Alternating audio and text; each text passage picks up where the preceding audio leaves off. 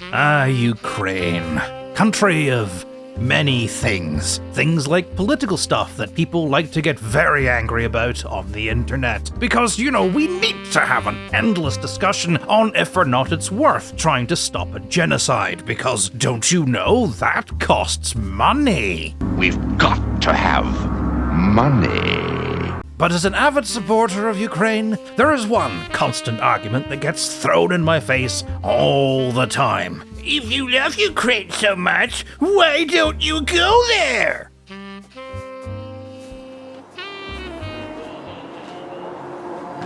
So I did.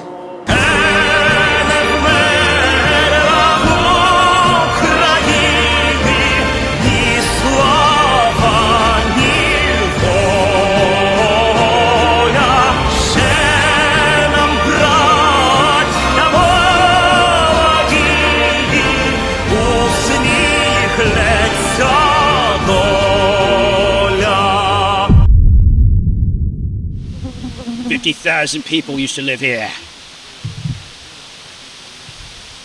Now it's two fat fucks. The West has arrived. You may question what the fuck I'm doing in Ukraine. You may question what the fuck I'm doing at Pripyat. These are excellent questions. I will be explaining none of them. He's still here. I can't get rid of him now. He keeps rumbling towards me like fucking anal cancer. Also, this fucker's here. Come here. Get the fuck. He's so demanding. I bring him to Ukraine. I take him to this beautiful place in Pripyat, and he's just like, I think it's a hat. It's the hat of power that probably does. Yeah. And this Australian, get him back to his own country, down under. This fucker. Okay. This fucker. Whining all the fucking time. Oh, it's been a few hours since I've had a thing. I need to pee. I need to pee. I had to pee once. Fuck you. We need to get ourselves a try. Driving for a fucking military checkpoint. He's like, I gotta pee. I gotta step on this other road because I can pee. I was about 10 seconds from pissing myself. Yeah, it would have been funny. It would have been. We'll go to the blog post. Great content. We'll go to the blog post. Hey, hello guys, I'm from Australia. Can I go to Chernobyl? Fuck. Okay, actually, I will explain. So, me and History of Everything, a brilliant channel that you should go support, by the way, were invited by United 24, Ukraine's central media organization, who you should also go support, to come visit Pripyat.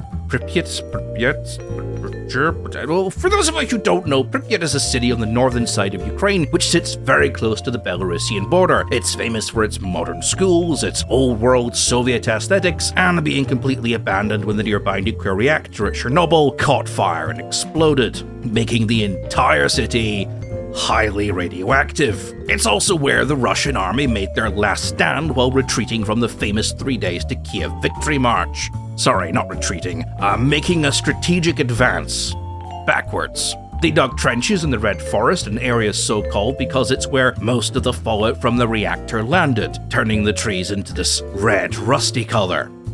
They all got sick. I was also privately informed that some of the Russian conscripts went looking for radiation suits, and found some in the basement of the hospital.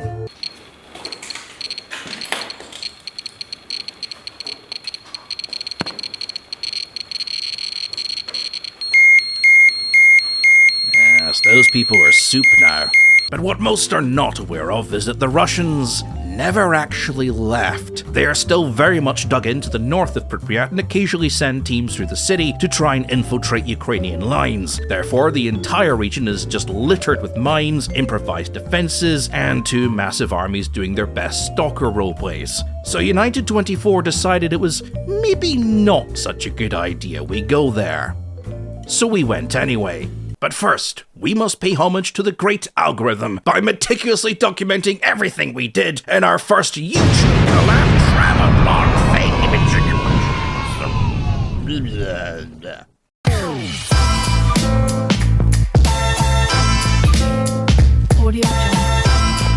Okay, so all of the airports were boring and we basically just sat around getting drunk, so I didn't film them. Should you explain what happened to us in London when we tried to get to Warsaw? So, we were delayed a little bit 3.5 hours. 3.5 hour delay. And then what they did was, rather than us get onto a lovely British Airways like 737 or something, or an Airbus or a lovely Something plane, nice. what they did was they wheeled out this Dutch Airlines former Chinese airplane thing from like There was still the Mandarin on it. 1950s. There was still Mandarin There on was it. Mandarin on it. There was no smoking signs. There was smoke coming out the back. There was like, oh god, there was like still curtains in front of the fucking windows. It was a fucking old plane. They shepherded us onto this, and then they just took us on a trip around London. We spent 40 minutes taxiing in Just Heathrow. taxiing round fucking Heathrow. Just like, it's a sightseeing tour of Heathrow now. 40 minutes! Then we, Just to taxi! then we arrived at Warsaw 3 hours later. We get to the hotel at 10 o'clock. By that point, we're not even hungry. Do you remember the fart cloud on the plane? We spent about 30 seconds in Poland that wasn't on a train, didn't film that, couldn't film the border, so we pick up as two of God's sweatiest boys arrive in Lviv. Opera House! Pretty! We met Richard from Frontline Kit, went to Lviv, and there was much drinking. Now, Richard, of course, does not make drones. These are these are toys. Christmas presents come early! So to show us all the drones he doesn't make, he took us out to fly the non-existent drones at a top-secret location in Luxembourg. Truly incredible! The blue drone, the larger of the two, has come closer to have its children. This is truly an astonishing day in Luxembourg. Look at it above the grass. Majestic. Looking for a T-Series tank to fuck in the ass. Noise of that thing is fucking horrendous. It's like a stuka. Oh.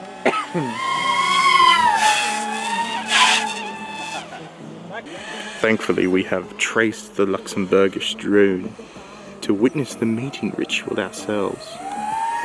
Truly amazing. Truly one of nature's most mysterious predators. The natural FPV drone here in its native habitat of Luxembourg. We are definitely in Luxembourg, 100%. Let me just zoom out. What?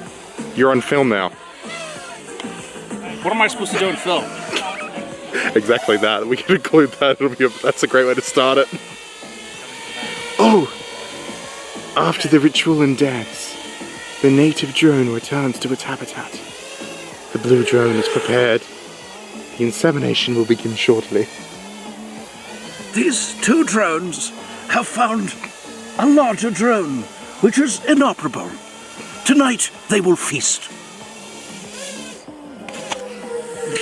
A single FPV drone can devour an entire Russian tank in little over 10 seconds.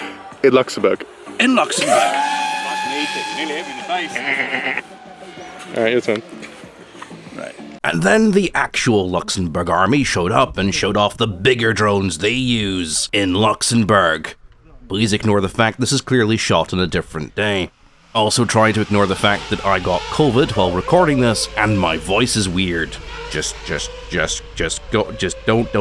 pay attention to it. Just pretend everything's normal. This is what I've always sounded like. Yes. Once that was all over, we got to explore Lviv for a bit. And well, this city has a couple of surprises for us. Think of Eastern Europe and what does your mind jump to? Images of desolate swamps, abandoned mines, old Soviet shit, mud farms, and pig's ears boiled in cabbage. A vision of former Soviet desolation and poverty, all masked under a blue filter. But not Lviv.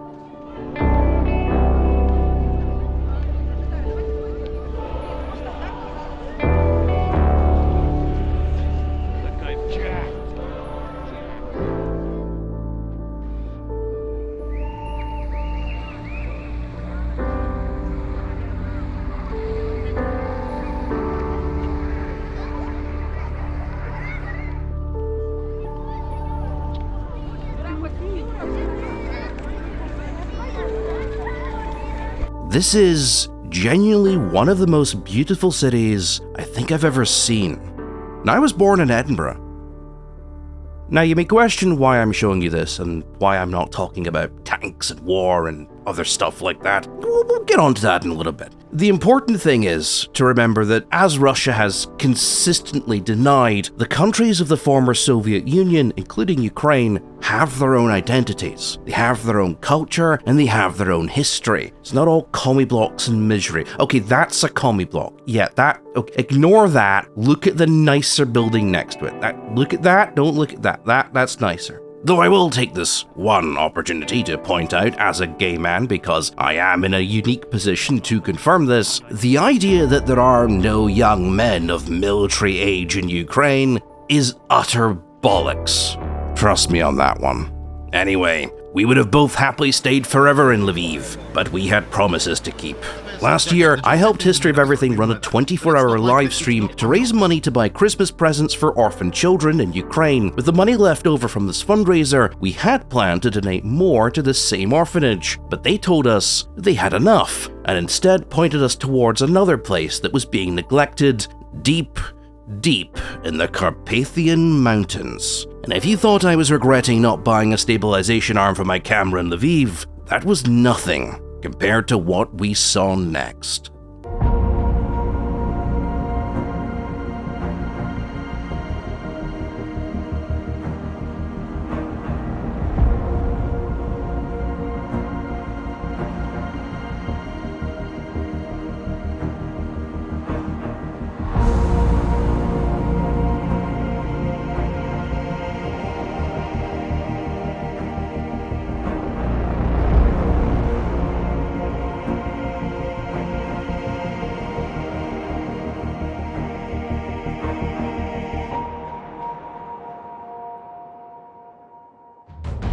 Formed 250 million years ago, the Carpathian Mountains are a 960-mile-long mountain range that crosses through 7 different countries, and the views are just staggering.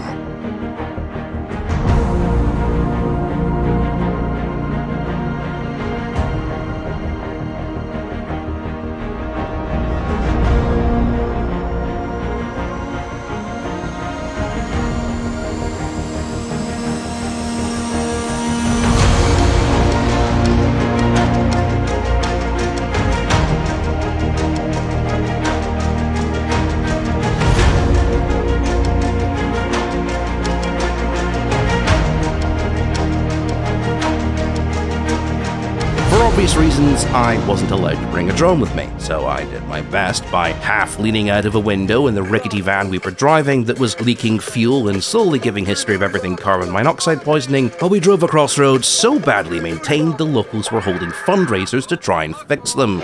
Anyway, we stopped off at a castle that History of Everything was way too excited about, took some more shaky cams of the views, and then we arrived at our stop for the night, which I can only describe as Soviet butlins. I'm sleeping in a shitty cabin next to a bright green pool, next to a swamp with a commie block dominating the view in the background. I'm here too.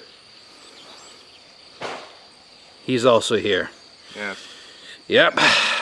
Welcome to the border with Romania. Hey, I'm opening your beer and having half of it. Fuck you. And there was much drinking. Everyone raise a drink and call me a cunt. Maybe later. You're a cunt. You're a cunt. You're a cunt. You're a cunt. Thank you. Success. But even way out here, in this quiet, empty place, war has a way of following you.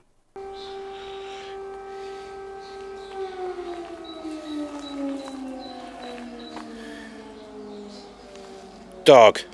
Once we stopped drinking and re-immersed ourselves in this enchanting landscape, we arrived at our destination, a hospice for children and adults with learning disabilities in Vilshani, where we arrived with 2 vans full of presents. I've caught a fish. The kids were excited, to say the least.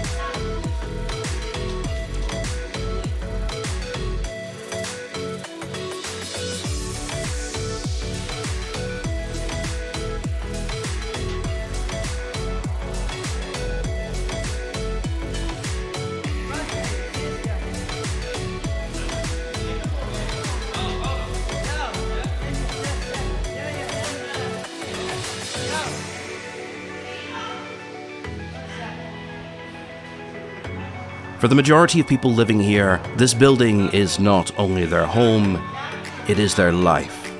They learn to work with their hands, creating stuff with traditional arts, and even run a small coffee shop. But for most of them, they will never leave, requiring the constant care and attention of the staff. The manager of the place indicated he was trying to get some sort of transport for the wheelchaired kids to allow therapy visits and days out. Richard was able to find a van, and thanks to a lot of help from you guys and a little bit of live streaming where I won every game of Wargame Red Dragon and History of Everything deleted the VOD so there's no evidence otherwise, we were able to purchase the kids a bus and dropped it off.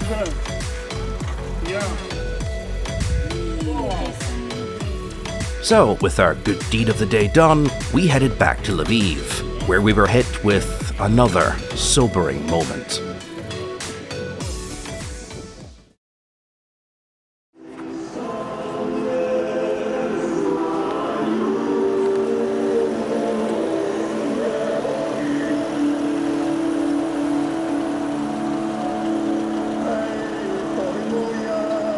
This is a funeral procession. They happen every day, sometimes multiple times. Although Lviv hides it well amongst its formidable beauty, it is still a city at war, and it has its ways of reminding you.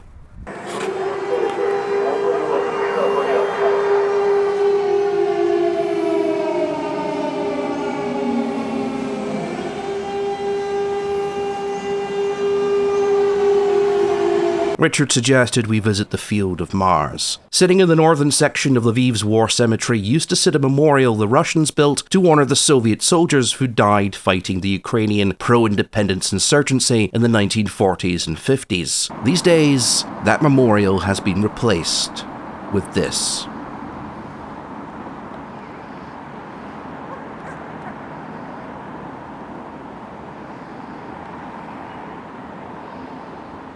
What started as an impromptu graveyard has evolved into a memorial for those in Lviv who paid the ultimate sacrifice for freedom. Not only Ukrainians, but also those who had volunteered from other countries. During this brief walk, though I did my best not to disturb or film them, I saw children tending to the graves of their fathers. I saw mothers tending the graves of their sons.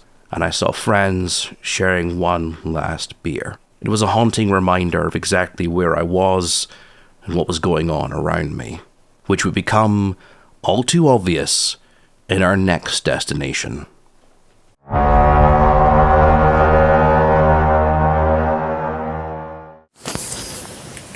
So, Pig, what are we doing? We're in the piston chamber of our Soviet apartment that we rented in Kharkiv. The alarms have just stopped, but this one ain't fucking around, so we're kind of just in here. I have to piss. You have to piss, and I can't fucking see you, so you are free to piss on the throne if you want, because this room is barely, 3 meters long? Not even that. No, okay. I could sit, you can piss in the shower if you want. No. I could sit in the shower, and then you could piss, and then... Oh, that's just a drone thing. Yeah. This is the wonderful thing about Kharkiv. My phone is flat because it didn't charge properly. Your phone is flat because it didn't charge properly. And I've been hearing nothing but what sounds like alarms and explosions the entire night, which keep waking me up. Which is lovely. Yep. I now know how everybody in the fucking city feels, and I now understand why everybody looks like they haven't slept in a fortnight. But you know what? They're still smiling.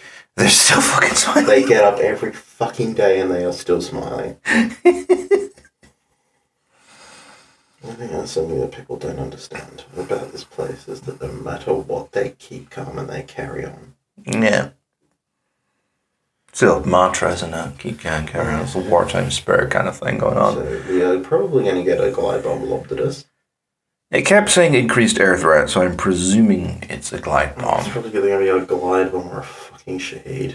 If a Shaheed flies around, I'll laugh because it's the most... It's a horrifying sound, but it's the most pathetic, stupid thing I've ever seen in my life. Plus, we've held one of those things now. They're stupid. With their wing, at least. They're made out of fucking carpet. Yeah, with fabric in them. Yeah. And it doesn't have any right to be so destructive. No. But hey ho, this is the world we live in, so fuck it, I guess. I mean, we're going to be fine. This is the thing, is like, we're making a thing of this. We're in here for our own safety, yes, but we're going to be fine. I will be perfectly fine. Like, I mean, unless hey, I mean, these are big glide bombs, so... I mean, if it hits our exact building, we're fucking dead, and then they're going to find us two YouTubers together, basically half naked in our pajamas. And they'd be like, gay lovers. Yes, gay lover. Yes. Yes. Our plan to spread the global homo agenda will fail. No, we must make everybody a lesbian. Oh, I've got such a headache too. I was having a good sleep. But this is something that Russia does. It murders sleep. The whole point is that you are so exhausted and so tired and so sore that you can't fight.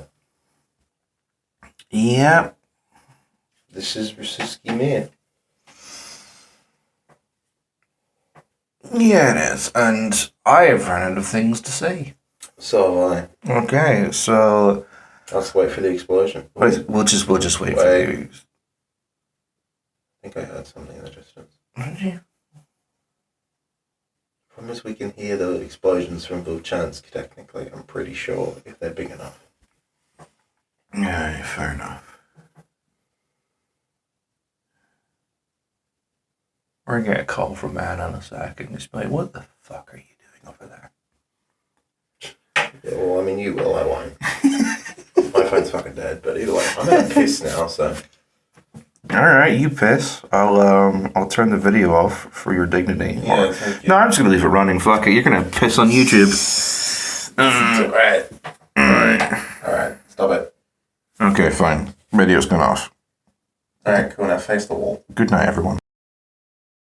That's right, Chucklefox. I have officially been bombed by the Russians, technically making me a combat vet. Therefore, by the rules of Reddit, I win every argument. Oh, you think I'm wrong? Do you think guacamole gamer fart is not the best gamer subs flavor? You prefer brand risk? Ha! Have you ever been carrying butt naked with another man in a bathroom while the Russians bomb you? Didn't think so. Sorry, Reddit. I don't make the rules. Better luck next time.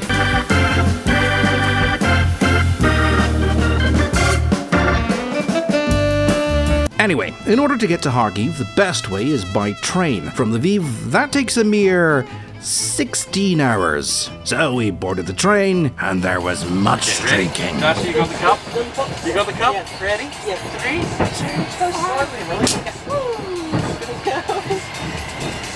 I don't think you're meant to be drinking on these trains, just so you know. Okay. It's like a no alcohol thing, right? So we're fucking players, so we don't care. And then, tired, sweaty, and having enjoyed all the comforts of sleeping on a Ukrainian train, we arrived in Kharkiv. We met Anna, another aid worker and a fantastic person that you should also support, and there was much drinking. Kharkiv is an interesting city. Such beautiful, pretty fucking buildings. Fuck you. You're cool. Look at this fat fuck over here. While Lviv gave the impression it has always been resistant to Soviet influence, Kharkiv gave the impression that it was eating it, rebuilding itself into something far more fantastical. I'd like to say the city was beautiful because it was, but it was also deceptively quiet. And there's a reason for that. As one of Ukraine's largest cities and being so close to the Russian border, Kharkiv has bore the brunt of Putin's ire. As the easiest and largest propaganda target to hit from Russia, Kharkiv is often the first to suffer during any of Putin's infamous temper tantrums, with the in-joke among the locals being that you could always gauge the mood of the great dictator by how many missiles were on the way to Kharkiv, his favourite targets being shopping centres and people's homes. On our brief tour of the city, as I'm sure you're seeing from the footage, there isn't a single building that hasn't been hit. Most of the damage you are seeing here was caused by things like the much acclaimed Kinzhal missile system, which were fired from Russian and Belarusian territories, which Ukraine has always been denied permission to fire back into. But while we were there, America finally gave permission for Ukraine to fire back, and in one single evening, Ukraine had destroyed almost every single launcher which had been terrorizing the city for over a year. We saw the difference immediately. 19 air raids in one day to just 2. We hoped that would be the end of it, and Kharkiv could finally breathe.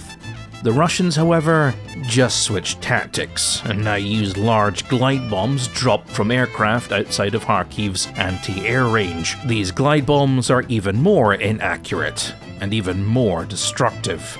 And then Anna took us to the eastern side of the city, and we got a brief look at some of Kharkiv's absolutely stunning metro stations. And then...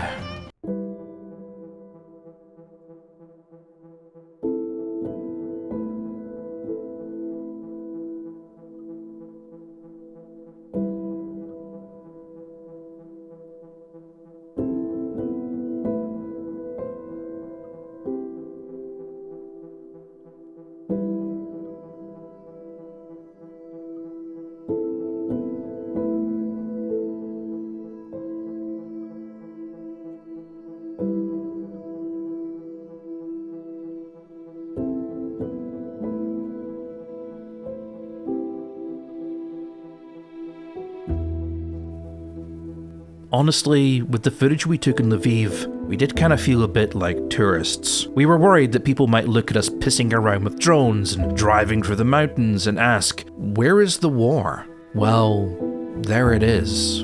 A few months ago, the Russians attempted to take Kharkiv in a major assault, but were forced to retreat when the Ukrainians counterattacked. Then artillery, in a mixture of frustration and boredom, began opening fire at random on anything within range, including all these homes. The Ukrainians had already cleared away most of the damage, but Anna was able to show us what it had been like merely a few weeks previously. The entire park scattered with rubble, furniture, and bodies, some of them children. And then, to top off our adventure into horror, Anna took us to her parents' house, or what was left of it.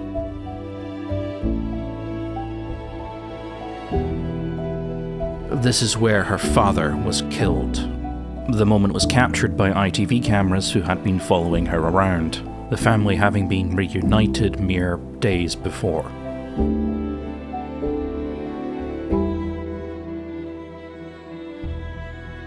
The thing is, what do you say to sites like this? These people were civilians living their life. They weren't military. There was no military targets nearby, no great concentration of Ukrainian troops hiding among the buildings. Their only crime was that they were in range. You look at this, and you tell me this has anything to do with North Macedonia joining NATO. You tell me that Russia really respects its Ukrainian brothers and sisters, the same Russia who spent the first half of this war proclaiming that Ukraine doesn't exist, the same Russia that bombed a children's hospital, and then another one. You tell me that the deaths of the people here are worth the richest country in the world saving less money than they used to bail out the world's richest companies and banks back in 2008. Russia has no respect for this country. They don't value their homes, their culture, or their lives. And in many cases, they don't even see Ukrainians as human. And there is a long and very depressing history of that. We wanted to stay in Kharkiv for a lot longer, but we had to keep moving. And after this, we kinda needed a break. And thankfully, our next destination would prove just that.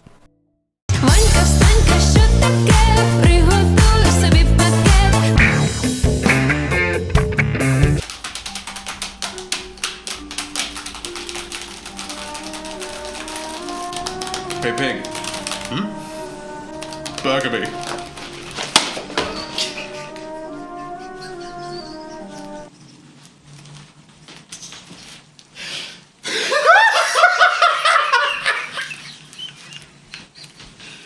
Ah, Kyiv. A city so beautiful you could have told me it was Paris, and I would have believed you. Annoyingly, almost everything we came to Kyiv for was cancelled on us last minute, so we ended up booking a room in the famous Hotel Ukraine with its amazingly Soviet decor, and holy shit, that view. We met some fellow NAFO members. What you're seeing, boys, is advanced warfare. And there was much drinking. Yes, I know I look like a sweaty, fat Willy Wonka, but frankly I'm 35 and I gave up on the six-pack dream 10 years ago. Because when you spend half your life fighting depression, being an alcoholic is a lot easier than going to the gym. It also makes you a lot more fun at parties. What's your excuse? So hungover, we wandered around Kyiv for a bit, we took in the sights. It's a bit fucking loud, is it not? And we paid our respects at the Holodomor Museum. If there is anywhere on this planet that will give you a true glimpse into the respect Russia has for Ukraine, it is here. A monument to the 5 million Ukrainians who died during one of the biggest man-made famines in modern history, that was used by Stalin to try and crush the Ukrainian resistance movements by wiping out its history and its culture.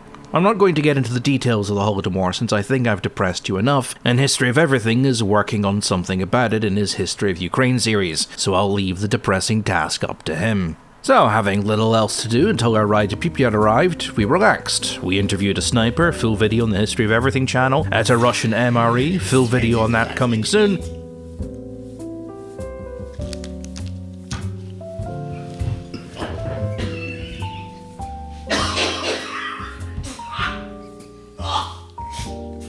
And took some time out to explore the famous Kyiv sex tunnels.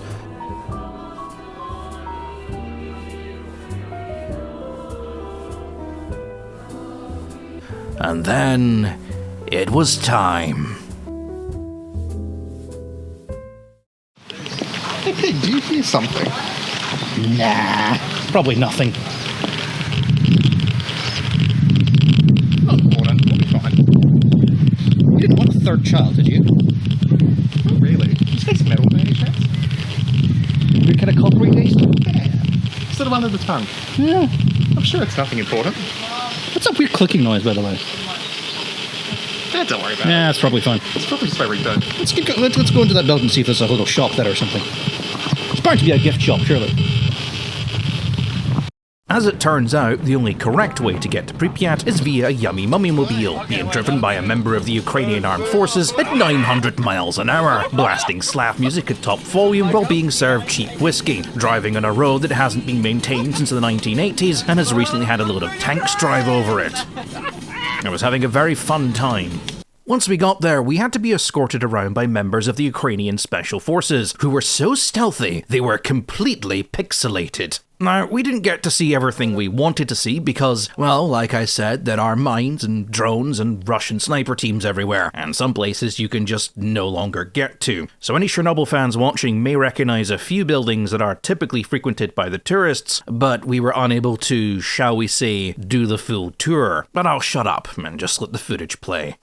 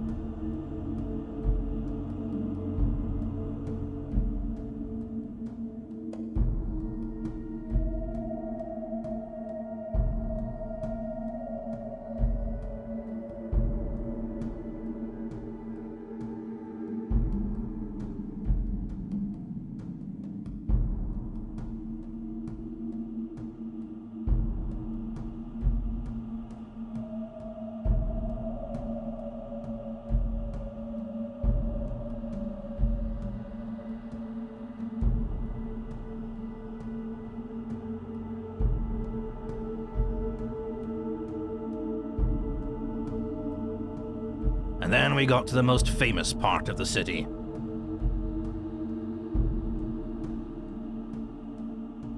And we did our dumb piece to camera. Now I should explain, the Ukrainians told us that when we're in places like this where engagements with the enemy may take place, there is a slim chance the Ukrainians will fire on us in a case of mistaken identity. So we need to carry a flag with us at all times, which we would raise out of our hidey hole to show that we were on their side. I couldn't find a Scotland flag big enough that would work, and the Trans Pride flag didn't arrive on time, so I made do with the only suitable flag I had on hand.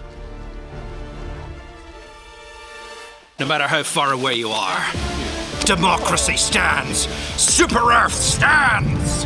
For democracy! I'm so fucking happy right now.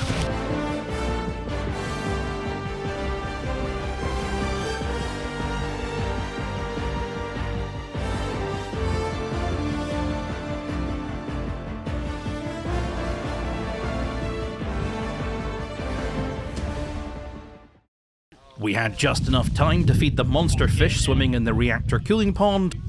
Look at the size of him! Fucking Cthulhu! And with that out the way, it was time to head back to Kyiv. And with that, our trip was over.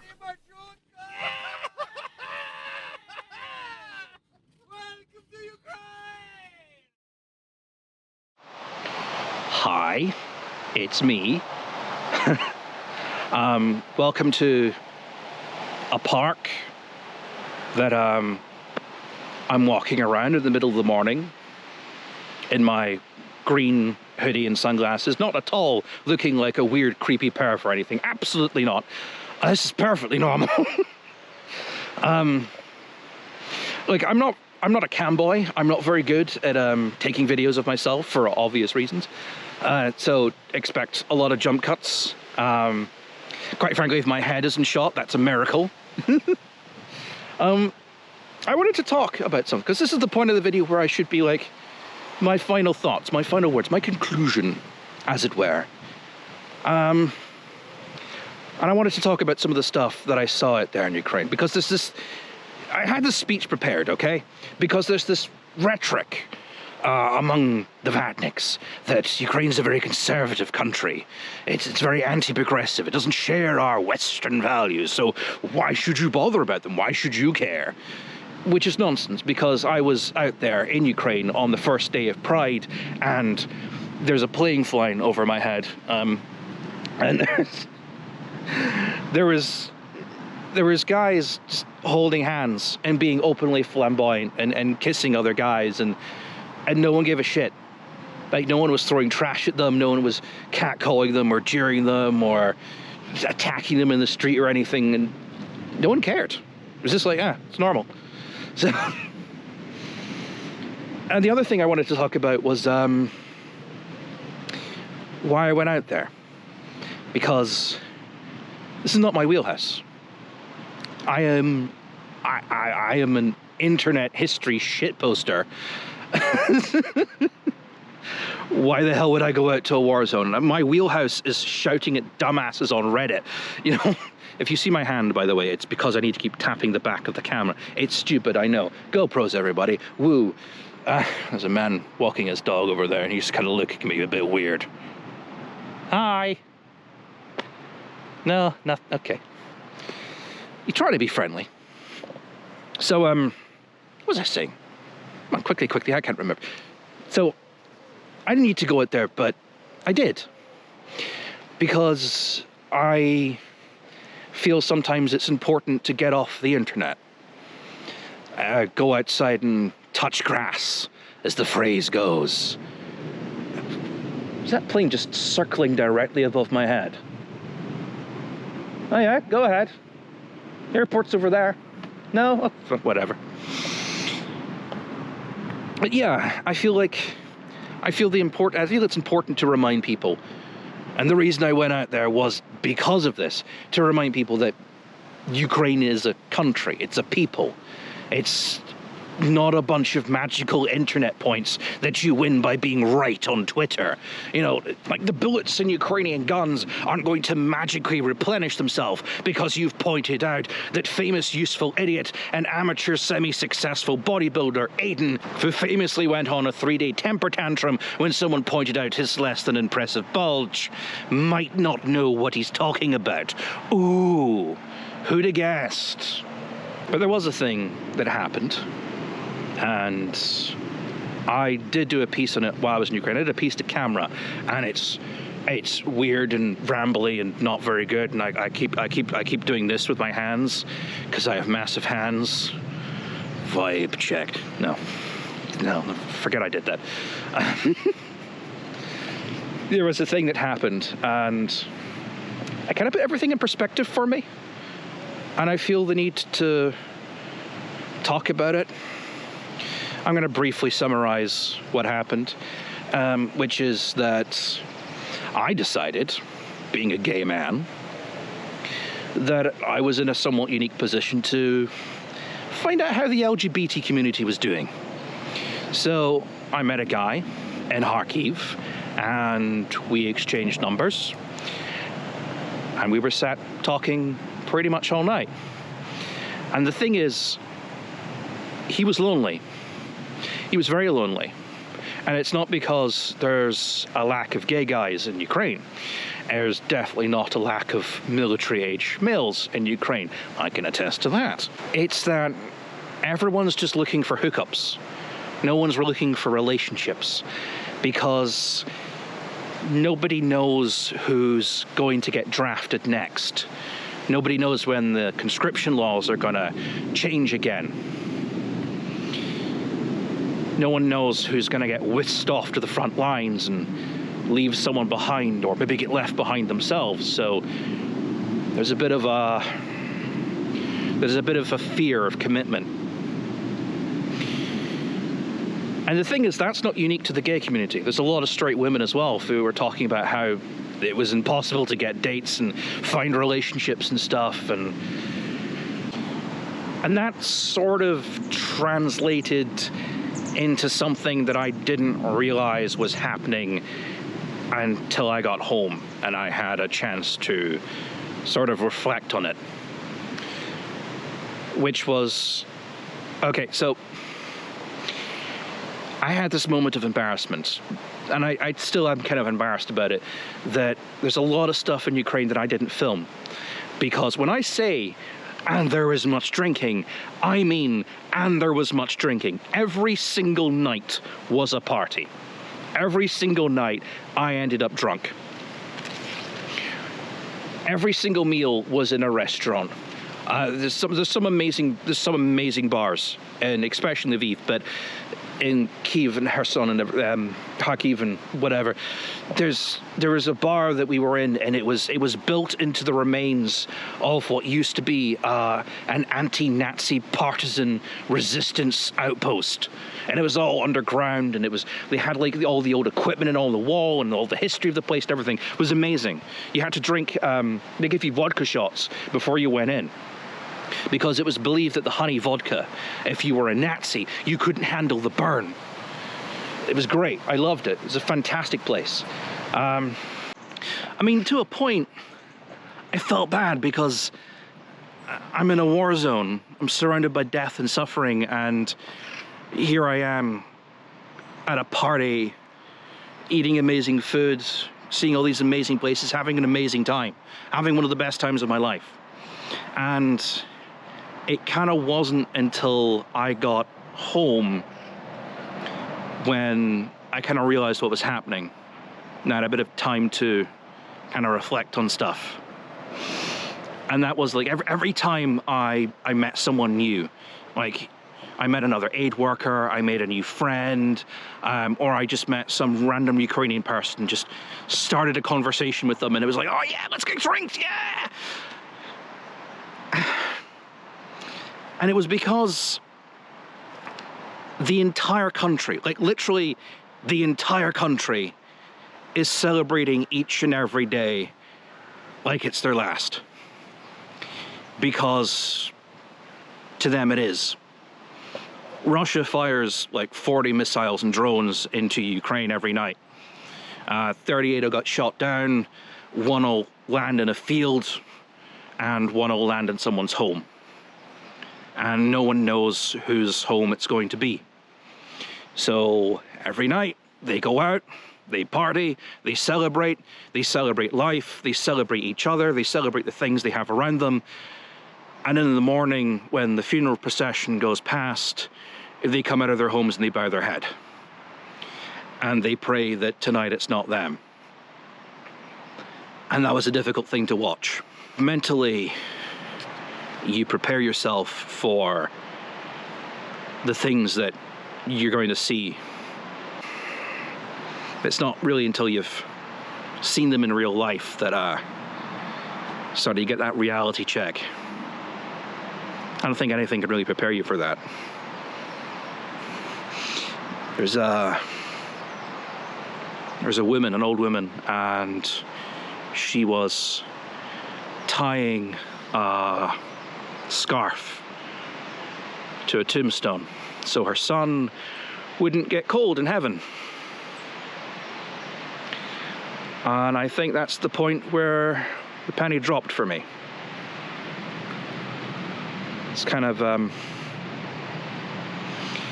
excuse me. Excuse me. Sorry. You see the rubble, and you see the blood, and you see the bodies and everything on like Telegram and Twitter and various OSI discords and what have you, and you sort of become immune to it. But it's not till you've walked past a body bag and heard a phone go off inside that reality sort of kicks in. Just give me 2 seconds, please. Yeah. The thing is, I don't regret it. Ukraine is a beautiful country, and there are fantastic people. And in a heartbeat, I would go again. I'd do this whole thing all over again if I could. And I may do. There's talk about a collection of YouTubers driving a convoy of trucks to Ukraine. I don't know if that's been announced yet. But I guess more details on that will follow. I'll probably be part of it. I'd like to go again. And I'm sorry to end this video on such a down note, but it's reality, I guess. It's the nature of war. Well, it's not the nature of war, it's the nature of genocide, but hey. You know what? I'm not ending this on a downer. Outtakes reel. 2, 1, you are live.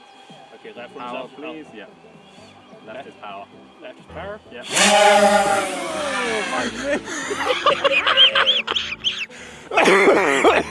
Washed down Soviet anthem died away. And Chabinsky's, I fucked it up. There's a straight child in Moscow.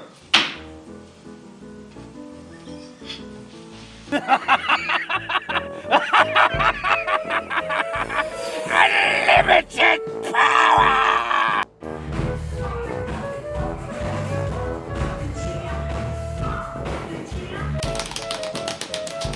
I require a gay burger. Let's get a film Richard looking like a fucking gay cowboy. Do you remember the lyrics to Space Cowboy? I don't know. V-roll. V-roll. Fighting beaches. You just do it all on the camera.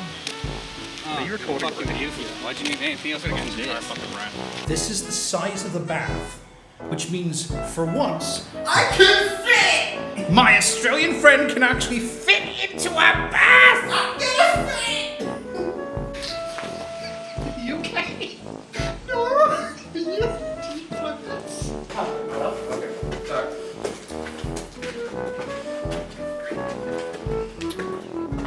Not fucking going in there.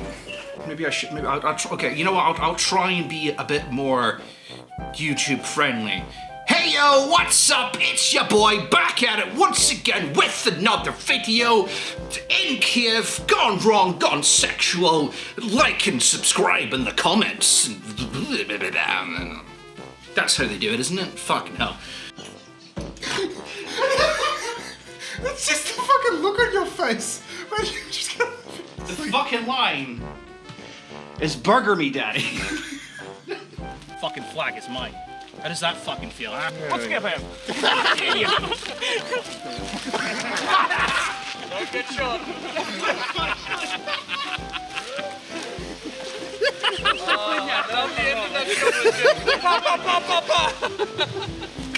You want to fucking try it? That was perfect. You nearly got fucking shot.